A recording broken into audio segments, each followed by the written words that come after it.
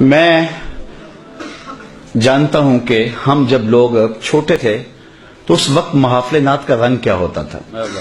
میں نے ظہوری صاحب کو سنا ہے کہ جب وہ نعت پڑھ رہے ہوتے تھے آنکھوں سے آنسو برس رہے ہوتے تھے. قاری زبیر رسول صاحب کو میں نے سنا ہے کہ جب وہ نعت پڑھتے تھے تو اشک برس رہے ہوتے تھے. میں نے خالد صاحب کو کہا کہ حسنین خالد صاحب کو بلاؤ، اس لیے کہ جب یہ نعت پڑھ رہے ہوتے ہیں تو یہ عجیب کیف میں ڈوبے ہوتے ہیں.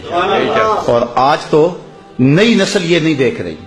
ہم نے جب محافل نعت دیکھی تھی تو اس وقت اشکوں کی برسات ہوتی تھی اور عشق سینے میں پیدا ہوا. اور آج آرٹسٹ اسٹیجوں کے اوپر آ کر کے مختلف رنگوں کے پٹکے باندھ کے اور عورتوں جیسے لباس پہن کے اور برستے نوٹوں کے اندر جو کچھ کر رہے ہیں اس سے عشق رسول پیدا نہیں ہوتا. اس لیے آپ کی نسل کو زیادہ ضرورت ہے کہ ان پر محنت کریں کہ ان کے اندر حب رسول پیدا ہو، کیونکہ آپ نے جن کو دیکھا ہے ان لوگوں نے ان کو نہیں دیکھا. اس طرح جن علماء کو آپ نے سنا ہے، ہم نے سنا ہے، جب وہ بولتے ہوتے تھے لگتا تھا ان کی پشت پہ رسول اللہ کی تائید کا ہاتھ ہے.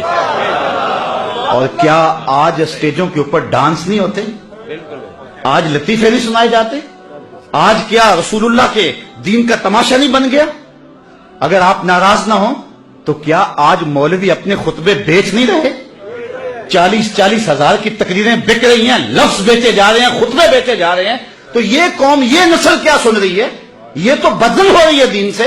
اس لیے ماں باپ نے سنبھالنا اس نسل کو. تیسری بات، ہم نے جن پیروں کو دیکھا تھا جب ان کے سامنے جاتے تھے تو ہمارے دل ڈولتے تھے کہ جو دل میں خطرہ آتا ہے شیخ کی نگاہ اس پہ ہوگی.